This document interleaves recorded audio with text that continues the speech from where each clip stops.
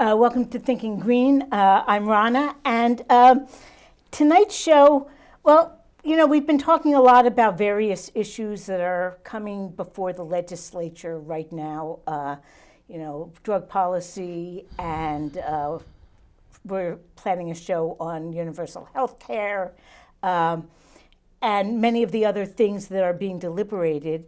But tonight's show is a little bit different because it's something kind of bigger that we're not going to be able to take a gradual approach to, as many of the others are. So tonight's guest is Hugh Birdsall.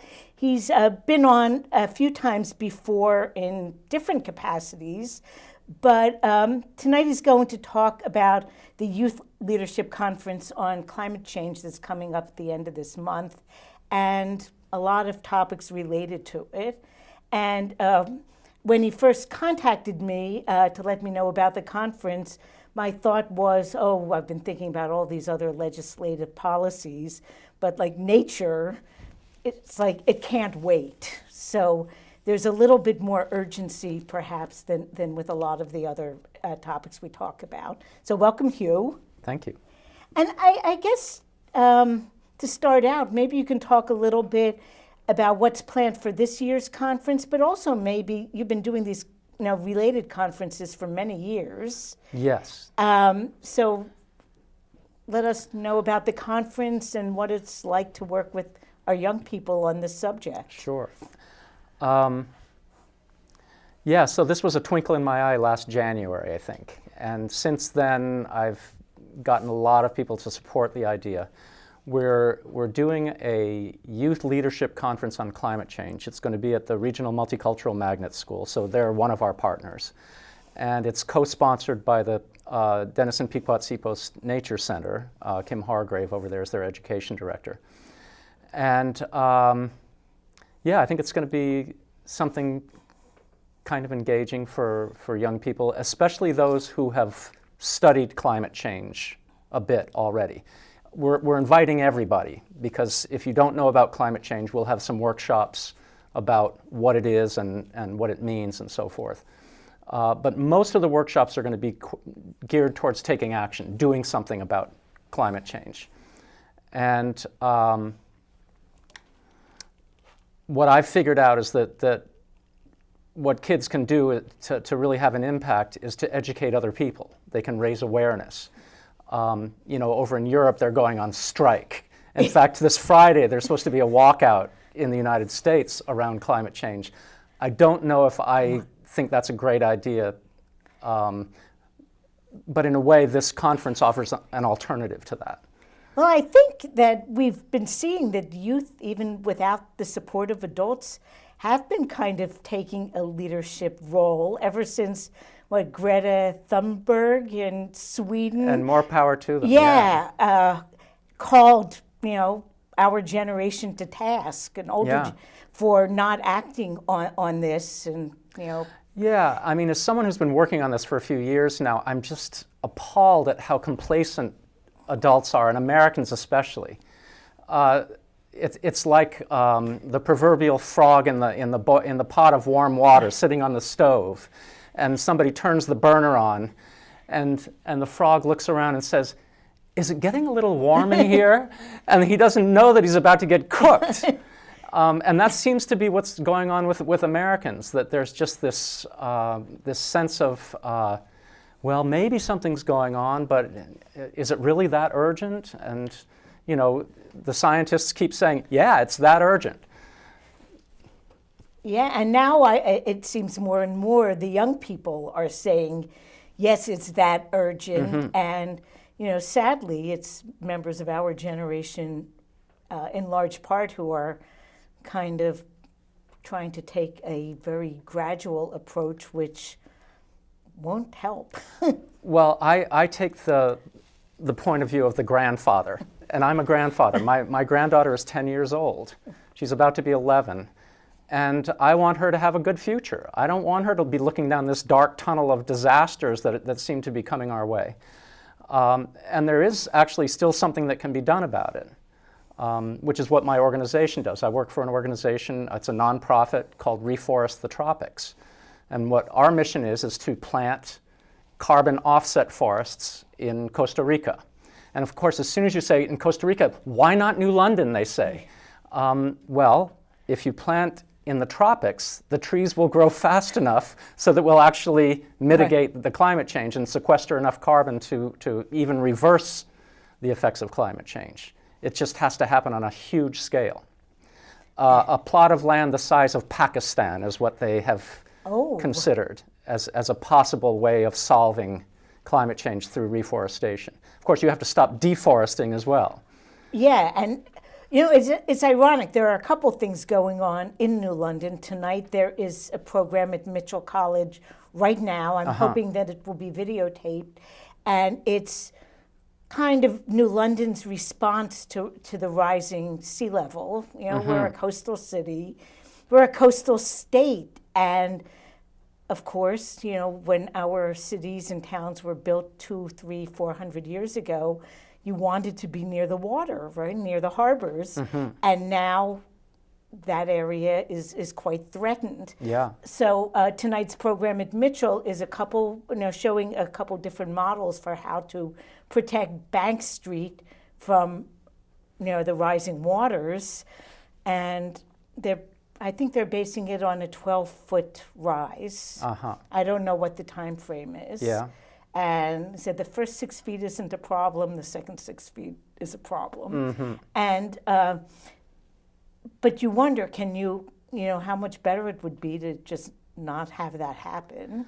Well, yeah. And in a way, we've now touched on two of what I think of as the four categories of response to climate change. You can educate other people. You can adapt to it by putting your house on stilts, which is what people are already doing on our coastline. In fact, there's a law requiring it. And if I were but the building other a two house, things I'd be doing are probably more useful, which are reducing carbon emissions and then sequestering the carbon that's already up in the atmosphere. Because the bad news is that when we started burning fossil fuels 100 years ago, all of that carbon dioxide is still up there because it stays there for at least 100 years, and some scientists think maybe 300 years. So we have to do something about that if we're going to mitigate climate change, which is where my organization comes in. So I'm thinking it's great that they're talking about adapting to sea level rise, but it might also be good to put some eggs in some other baskets as well. Right, and try to minimize sea level rise to the greatest extent possible. And you talked about the carbon dioxide that's been up there, since the start of the Industrial Revolution, and we're still burning fossil fuels. Yeah. And, most of our automobiles, a lot of our electricity generation is still based on fossil fuels. Natural gas has been touted, but methane Don't get me started on natural gas. But methane, I know it's been very subsidized financially and has been touted as at least a bridge fuel, but methane comes with its own... oh my goodness, it's 13 times worse than carbon dioxide. So that's what the natural gas industry is putting up into the atmosphere for us. Thanks, good job. Sorry, I shouldn't be quite so sarcastic maybe, but... No, well, and I think one of the things that I find personally frustrating is we can do a lot as individuals and as communities. But what seems more challenging is kind of changing our industry and our systems to not be pushing that without any viable alternatives or without enough viable alternatives. Yeah, one of the things I show the kids in my eco club is a video called "The Story of Stuff." Are you familiar with that one? Oh yeah. Which is about just what you're talking about. We need to create a circular economy instead of a linear one, because the linear one is not sustainable. In fact, it's already breaking down. Witness all the plastic floating out in Pacific Ocean, Oh, or yeah. actually in the Atlantic Ocean too. Yeah, Yeah. all kinds of play. Yeah, and I think until, I don't know, maybe a few hundred years ago, many societies were kind of a circular, system. Yeah. And now, I mean, we have two problems. We're creating all this waste, but we're also shortchanging ourselves on resources. Absolutely. Solid waste, which isn't technically on, a part of this, or it might be just a Well, little in a way bit it of is. it. It's funny that I don't know if this is going to be too big a leap, but the keynote speaker at our Youth Leadership Conference is going to be Christine Palm, Representative Christine Palm, who's the one who submitted legislation to require climate science education in schools. Oh, good for her. I hope it goes somewhere. Yeah, I hope it does too. And now I've lost what I was sorry. going to say, but it'll come back to me. Oh, yeah. Sorry about that. No problem. It's just very frustrating that, so we have food waste a lot, we've estimated a lot Yeah. of food waste in our trash stream. Oh, that's what it Okay. was. Yeah, so think about it. Her bill has been sidelined by the Education Committee. What they're considering, though, is two bills about requiring the teaching of African American studies and Latino studies. And when you think about it, climate change education is intimately connected with those two types of education too, because the people who are impacted the most by incineration of waste, for example, are Black and brown communities. And when you think about all of the forced migration that's going on in the world today, most of it can be linked directly back to climate change. Drought, flood, famine, civil war. All of those are driving forced migration. And we're complaining about that, not understanding that we have caused that. Yes, and unfortunately, the people who are making policy here are probably the least directly impacted by the results of their policies. Yeah, so it's so easy just to ignore it because unlike certain insects and plants, we're not affected by 1 degree change in temperature. But we're at the top of the food chain and it's going to get to us pretty soon. It will, and we don't live at the on the equator, and we're not experiencing droughts to the same extent. In some areas of the United States, there's still impact, but we're still not as impacted here. We're still a little insulated, especially those of us. In a way, although lobster migration is an example of livelihoods being affected. Lobsters are migrating north because the water's too warm in Long Island Sound. And there's a whole, you can watch a video of how they're moving north if you go online. Wow, so maybe we'll all be eating crayfish or something. Who knows? I don't know. So tell me a little bit more about this conference that's coming up. You said it's open to everyone, and I did, you sent around, and you have it too, information about it. It's for youth primarily, but also adults? What kind of things are going to be available? I think we'd be happy to have adults attend, especially if it's the parents of kids who are attending. I think that would be a really good partnership. Basically, I was inspired by the kids that I've worked with. We come to the end of my program where I've taught them some things about climate change, and they all want to do something. They all want to take action. And so one of the things they sometimes do is to raise money to buy a section of forest in the tropics, which is what my organization does. But other kids have done things like convince their school to have meatless Mondays, because factory farming is a big contributor to climate change, and they understand that if we're going to keep eating meat for food, that's going to keep emitting a lot of methane and a lot of carbon dioxide into the atmosphere. So they're saying, okay, we'll try to go vegetarian for a day and see how that goes. I know there's a girl in Pawcatuck who went to the select people there and said, I want no more single-use plastic bags in our town. And that's starting to circulate around the state. I know that's come up in Clinton, where I live. It's coming up in Waterford, in Groton. There's a group in New London that's just waiting for the right time. Sure. Because, I guess one of the arguments that we've heard against it that's being used in Waterford is, oh, then people will shop in East Lyme in New London instead of in Waterford. Oh, my goodness. And, without trying to fight the argument, I don't think people really will do that. But if, all the towns in the region can do it, sure, someone isn't going to drive an hour just to get and it's a minuscule adjustment when you think about it. I mean, it doesn't mean they're going to outlaw bags. Right. Just single-use plastic bags. Right. And actually, well, our political thing, we just had a campaign in New London, and instead of getting like campaign T-shirts, we got reusable bags. Oh, nice. That were campaign bags, but they're. Well, one of the questions I ask my kids is, what do you think plastic is made of? And they have no idea. And then I tell them, petroleum. It's made from fossil fuels. So it's just one more piece of that puzzle. Yeah.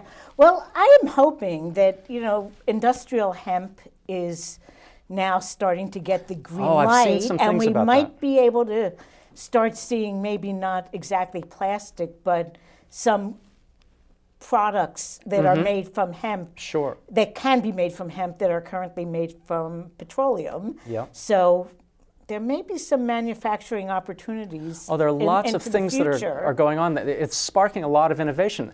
You know how wartime sparks innovation? Well, this kind of crisis can also spark innovation. I know in Australia they've started farming seaweed, creating seaweed farms, because it turns out seaweed can store carbon almost as well as a tree can, and maybe even better. I'm not sure, but I know that that's one of the pilot programs they have down there. That's actually pretty, it inspires some optimism because, the surface of the oceans on this planet is there are lots of cool ideas out there. In Switzerland, there's a group who are capturing CO2, and they want to sell it to Coca-Cola to carbonate their beverages, which is okay. Sure. Monetizing CO2 is an interesting idea. Yeah. And that's one way to do it, I suppose. Well, I would not have thought of it, but that's really creative. Instead of soda streams, people can have sequester. I don't know.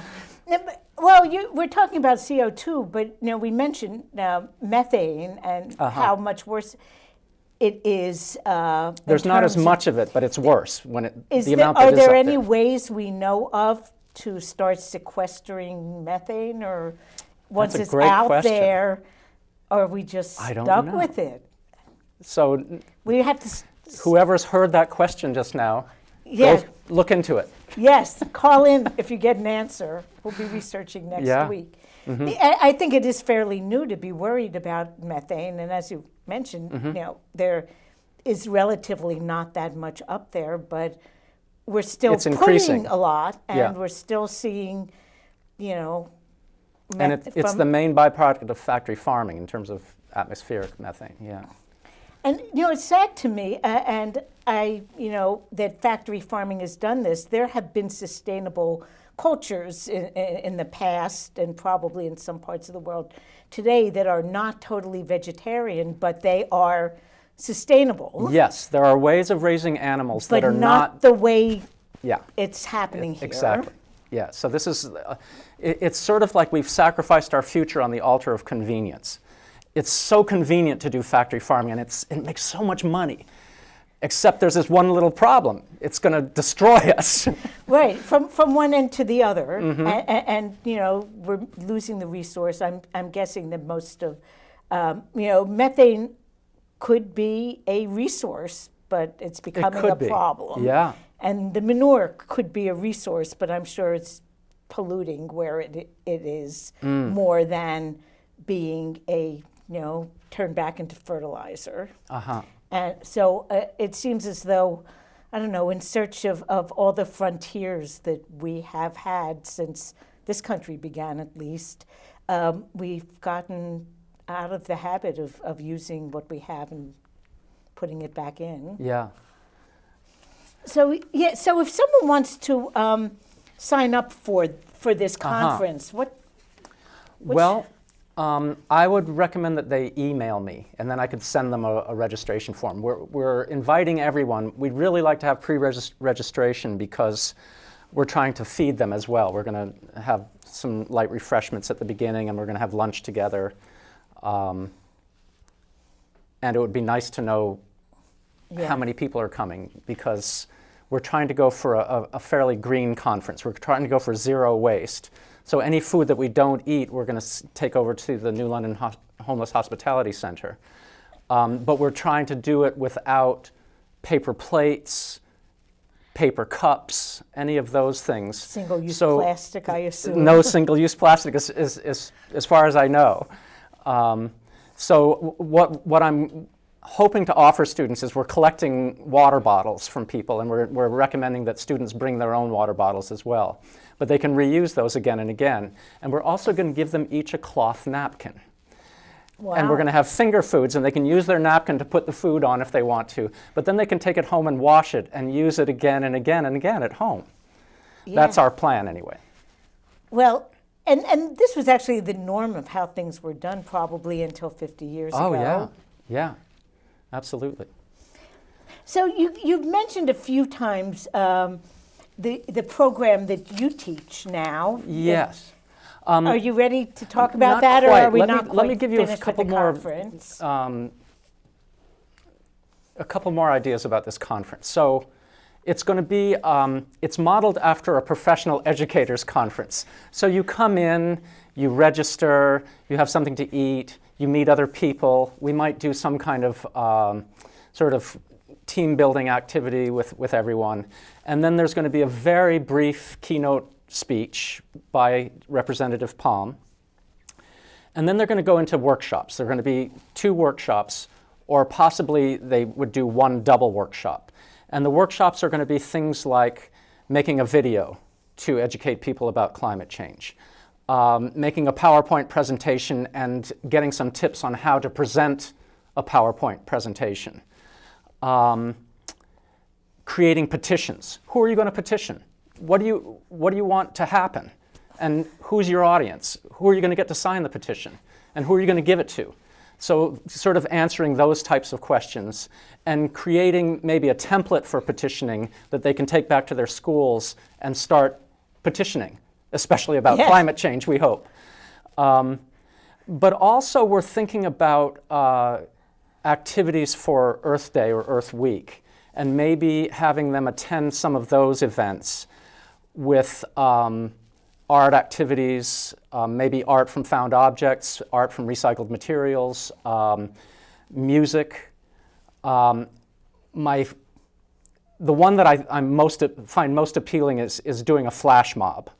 And we're going to try to get, I don't know if we've lined her up yet, but we're going to try to get one of the teachers at Conn College to come over and help the students plan a flash mob for one of these events. Yeah. And then for people who don't know much about climate change, we're going to do something called Climate Change 101, where they go in and they find out what they didn't know about it. And then they figure out how they can take action. Now, what age students is this geared towards? Well, I work mainly with grades 4 through 6, but I could picture this working for anyone, maybe even 3rd graders through 8th or 9th grade might be interested in this. We actually have some high school students who are presenting workshops who are interested in this topic, and we're hoping to get some students from the Environmental Studies program at Conn College to also present.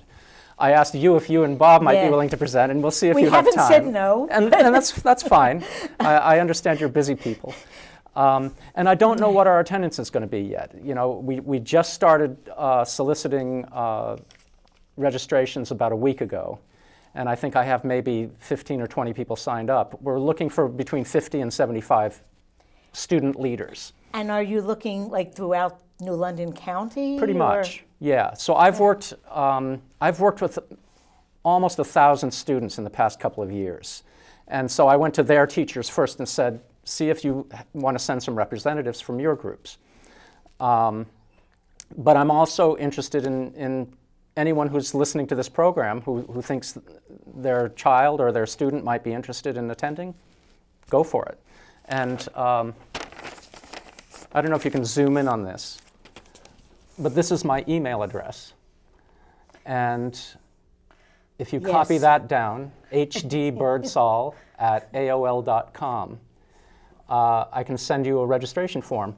And you know, even if you showed up on the day of, I'm probably not going to turn you away. So it's going to be at the Regional Multicultural Magnet School, which is at 1 Buckley Place in New London.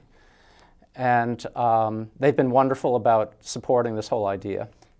And I know for many years you've had different. We used to do something called the Environmental You had a club Conference. there. There was an eco club there, and there was something called the Environmental Educators Coalition in New London, which involved people from Conn College, from Mitchell College, from the Coast Guard, different environmental groups, and we would get together and plan activities, and that was one of them. We would do a yearly environmental conference. And then that coalition it was a very loosely knit group, and people moved away, people retired, and it just didn't quite survive all of that movement. So this is a feeble attempt at bringing something back, especially in light of what's going on in the environment these days. Well, I would have thought you retired a couple years ago. I did. But you just mentioned that you've worked with like 1,000 students. Yeah, so over I'm the sort of last semi-retired, you could say. couple years. That sounds like busy retirement. Kind of. I'm working part-time, and part-time feels like full-time some of the time, but it's great. I really enjoy it. I'm presenting something that I think has value, and I think that the people I present to find value in it. So what's not to like? So how many schools do you go to with your program? I've worked with about 10 districts so far. I've approached many other districts. The biggest challenge is getting my foot in the door.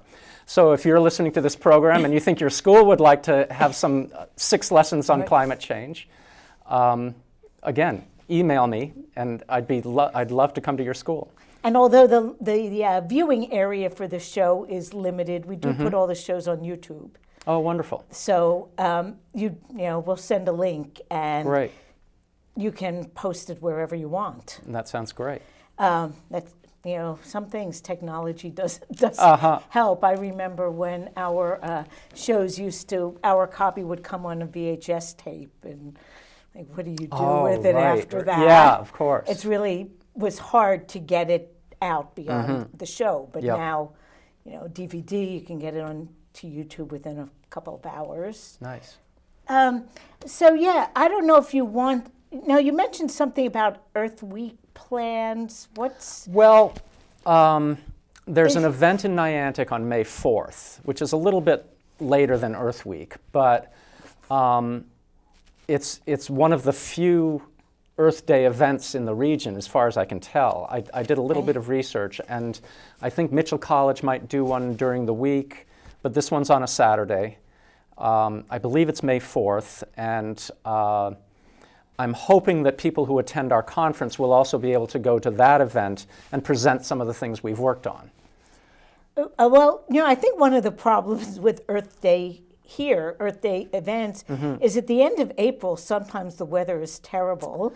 Yes. Conn College, for many years, had a huge Earth Day event, and I think the last year they did it, it was freezing. Yes, I remember. And hardly anyone came because it was something like, I was there, but it was, 30 degrees and windy and sleeting or something.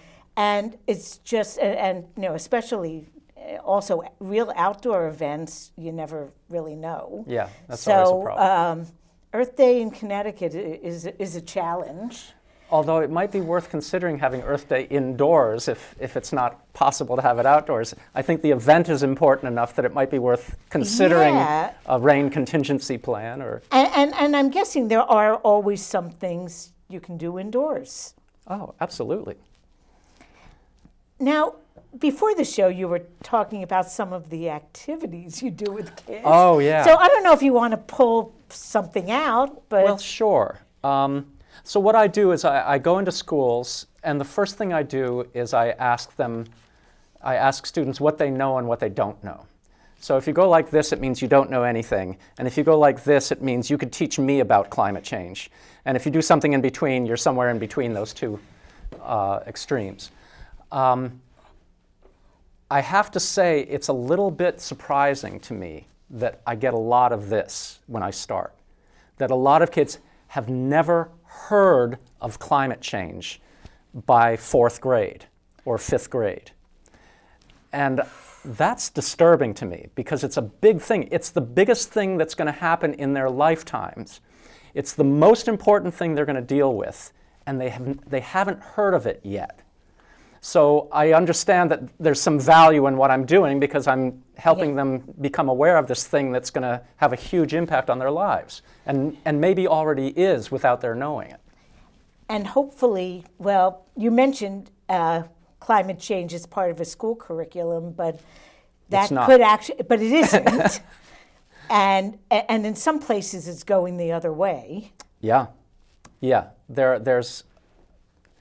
I'm not even sure how far I want to get into that because when you Google climate change, you get a post from the Heartland Institute, which is the fossil fuel industry's version of questioning climate change. And to me, it seems just like a big disinformation campaign that's making somebody some money. And they're spending a lot of money on it, but they're doing it so that they can make more money. And the thing that we talk about with my kids is these people think that they can't see beyond their own lifetimes. And that's just very disturbing to me that people, they have kids and they have grandchildren, and they're going to have great-grandchildren, and they're not seeing beyond their own lifetimes, and they think that their making money is more important than the future of our kids. And that's just really appalling to me. Yeah, it's frightening, actually. And, you know, if they took all of that money, instead of being worried about whether they've got more than the other guy over there, if they put that into solving climate change, we'd be in pretty good shape. But I don't see it happening. No. Instead, they're trying to push things in the other direction. And I think it's actually, you know, has the potential for setting up a real war, almost a generational war between, you know, our generation, which I hate to see, and, you know, the generation of 30 and unders. And it's kind of a lose-lose because it is. When the sea level rises, we're all going under. Yeah, really, we're not winning. Yeah, it's not very satisfying to say, well, I was right all along, glug, glug, glug, you know. Yeah, no, the last thing I would want to do is be in a room and, you know, the world burning around me. It's like, yeah, I was right. Yeah. So we have, we're seeing this now with the current national administration and in some states, and perhaps not a real threat in Connecticut, but at least, you know, a mention in Connecticut that kids shouldn't be learning about climate change. But on the other hand, maybe there is the possibility of that being added to the curriculum. Yeah, I think it's possible. And schools that want it, here I am. And what I've figured out is that since it's not in the curriculum, and since the curriculum is jam-packed already, I came up with 6 lessons. And often I can do it in 6 consecutive days. Actually, not consecutive, it would be 5 consecutive days and one additional day. But often we'll do it twice a week or 3 times a week for a couple of weeks or 3 weeks. And what I had to do was figure out what is essential. I really had to reflect on that. What are the essential things for kids to know, to understand what climate change is, what the science is, what the civic and social responsibility attached to it is? And I came up with 11 words. I don't know if I can recite them right now, but there are 3 essential ones. Okay. The 2 greenhouse effects, fossil fuels, and carbon dioxide.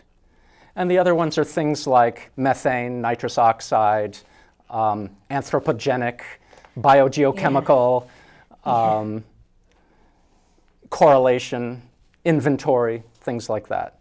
So if students can get those core 3 terms, they're in pretty good shape.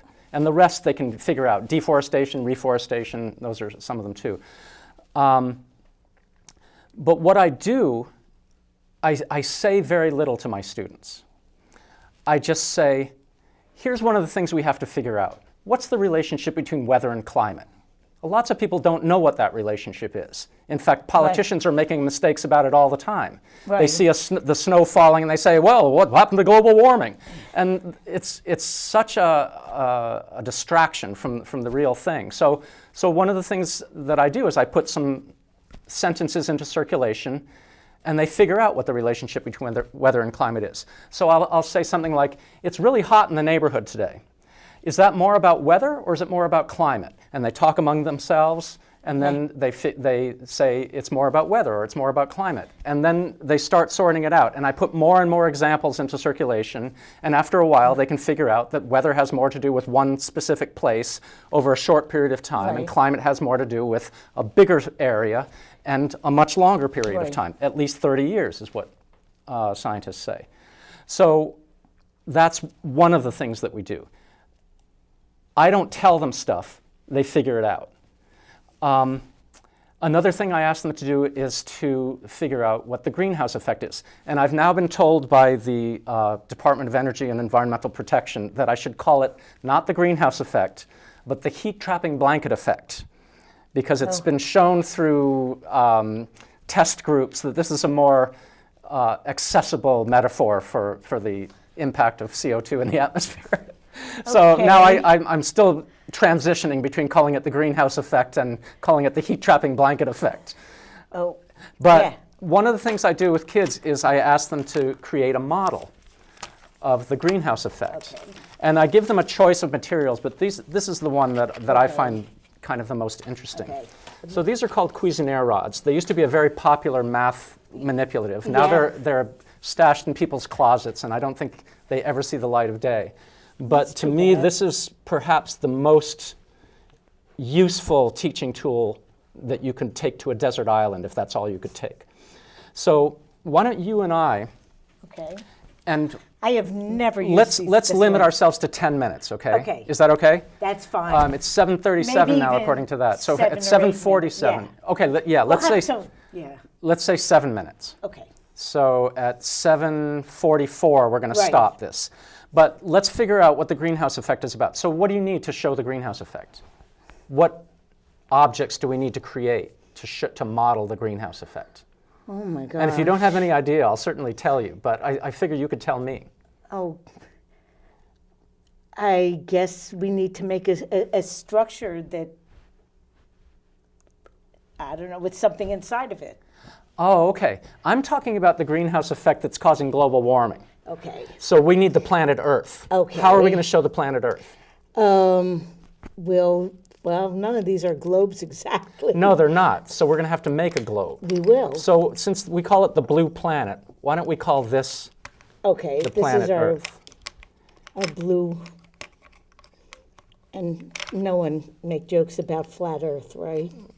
Okay, yeah, we won't do that. So the thing about a model is it doesn't have to be perfect. It has to show an idea. So what else do we need that's going to show the greenhouse effect? What do we need besides Earth? Where does the heat come from? We need all kinds of fires, cars. How about the sun? Oh. Would that work? Yeah, sure, the external heat. Okay, so here's the sun. And we'll pretend that it's so big it can't even fit on the table. And what's coming from the sun? Rays. So the sun's rays come down. And when we're talking about the natural greenhouse effect, and what's going to represent the greenhouse gases, the carbon dioxide, water vapor, all those things? Oh my gosh. And where do we suspend them up above here? Yeah, we'll just put them around the edge. Okay. I don't know. Okay, maybe, they're heat trapping. So yeah, let's make them red. We'll make a red. So let's put a few of them here. And we'll just show this edge of the Earth. We won't show all around. And so here are the rays of the sun coming in, and they reach the surface of the Earth. Yeah, and here's some more. And then they get reflected. Some of the heat gets absorbed. So let's say that some of the heat gets absorbed by the ocean, by living things, by the soil. Yeah. And then some of it reflects back off of the Earth's surface and goes back towards outer space.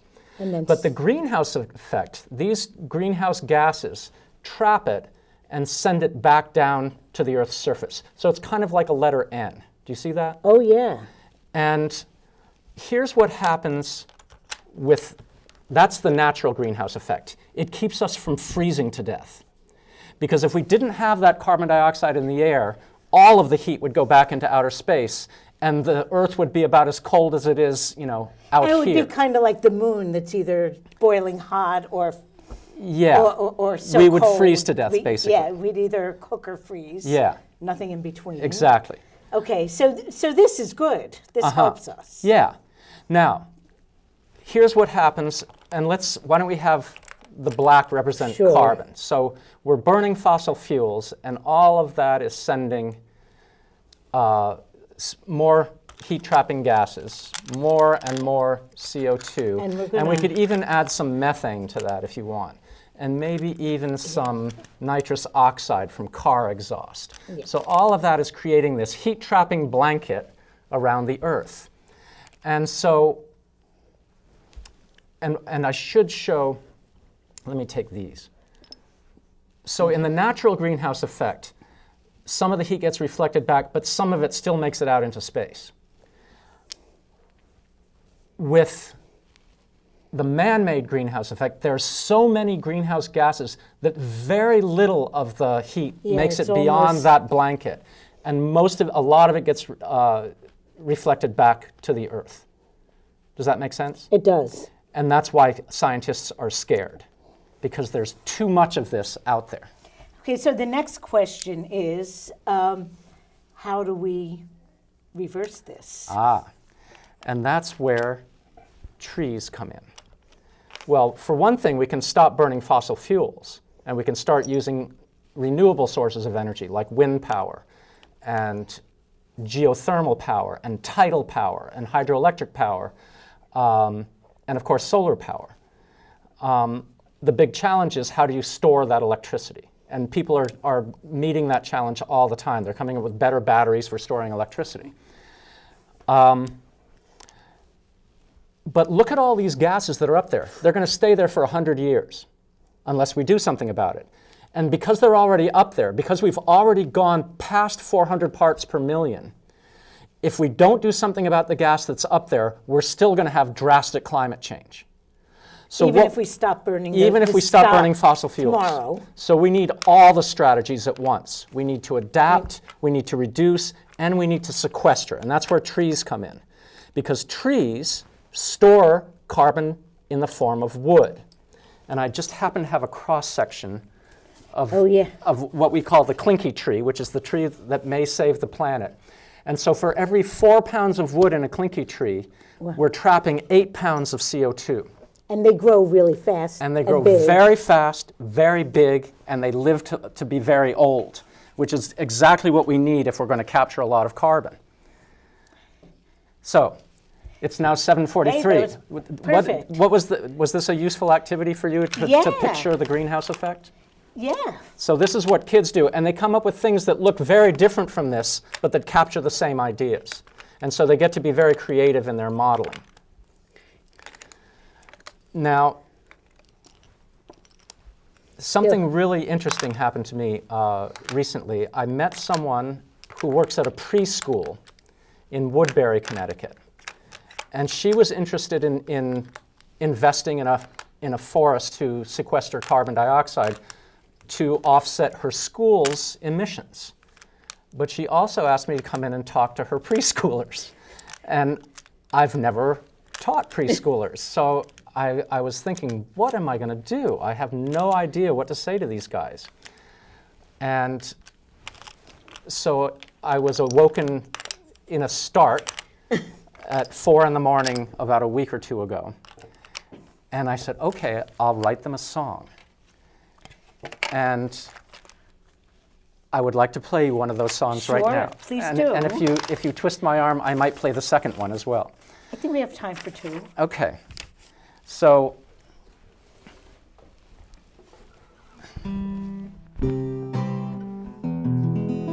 okay, and it'll have to do. So this song is called Clinky Tree. Now the clinky tree is the one I just described to you that's going to save our planet. So this is what 4-year-olds could sing to their parents to get them to educate them. Clinky tree, I want to plant a clinky tree way down in Costa Rica. Clinky pine, it grows just fine way down in Costa Rica. Mommy and Daddy, do you know where the clinky pine grows? It's right down there, warm and wet in the tropical air in Costa Rica. Clinky tree, I want to plant a clinky tree way down in Costa Rica. Clinky pine, it grows just fine way down in Costa Rica. 1 clinky, 2 clinky, 3 clinky, 4, 5 and 6 and 7 and more. We want to plant a lot of clinky trees to save the earth for you and me. Clinky tree, I want to plant a clinky tree way down in Costa Rica.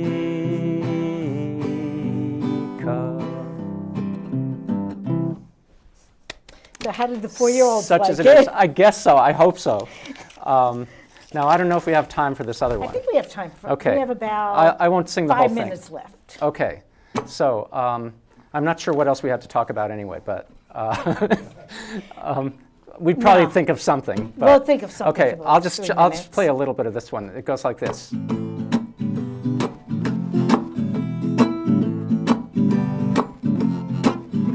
Carbon, carbon everywhere. It's over here and it's under there. It's in the stars, it's in your hair, but there's too much carbon in the air. A little carbon is good when it's in the sea, and it's just fine when it's in a tree. But right now everybody best beware, 'cause there's too much carbon in the air. Carbon, carbon, and so on and so forth. So we'll see if that has an impact on our 4- and 5-year-olds, but that's the latest sort of twist in my education. Well, since you were singing about clinky trees, maybe you can let people know how to find out more about Reforest the Tropics and how what a great to idea. support it. Sure. We have a Facebook page now, and it's very active. So Reforest the Tropics, you can look for it on Facebook. There's also a website that you can go to, reforestthetropics.org. And what we need, it's great to have individuals and schools and organizations and businesses invest in tropical forests to mitigate climate change. We need governments, we need countries to invest.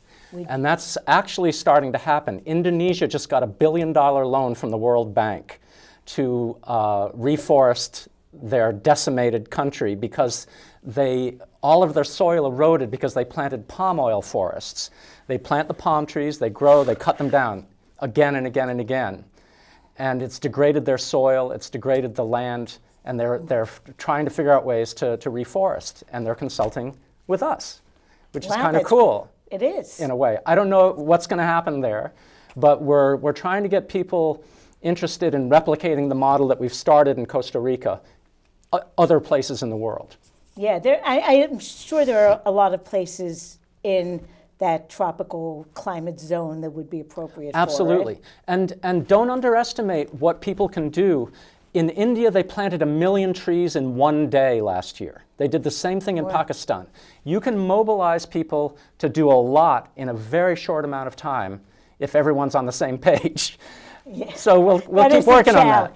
But yes, keep, I guess keeping it in the public dialogue until governments, our governments, state, national, even municipal, are really thinking about it. And the other thing besides reforestation is stopping deforestation. You know, the Latin American countries wanted the U.S., wanted the big carbon emitters to pay them to keep their rainforest instead of cutting it down. And the U.S. balked at that. And yet, it's completely reasonable. The Amazon rainforest is what they call the lungs of the planet. And it's very threatened right It's now. extremely threatened. I can't even remember the figure, but each minute something like, you know, an acre gets chopped down. Each minute. And it's just appalling. But we can reverse that and start managing forests instead of destroying them. Well, thank you, Hugh. I think we did use well, pretty there. much all of our time. Okay. But yes, people can get in touch with you, HD Birdsall. Yes, hdbirdsall at AOL.com. If an adult or a child would like to attend this conference Yes. and reforest the tropics for where to go further in terms of both public education and doing something yourself. Very well summarized. Yes. So thank you so much for Thanks coming for on the having me. show. It was a lot of fun. For me too. And we'll talk about the conference Great. after. And next week, a little bit different piece, but sort of related. Bike New London will be on the show. Rob Rice is going to talk about their new bike shop and some of the Hodges Square projects that are going to hopefully make New London more walkable, because getting out of our cars and onto our feet. Yes, walking and our biking bikes, are great ways to address climate change. They are in our individual ways. So thank you, Hugh, and Thank you. everyone out there. We'll see you next week. Okay.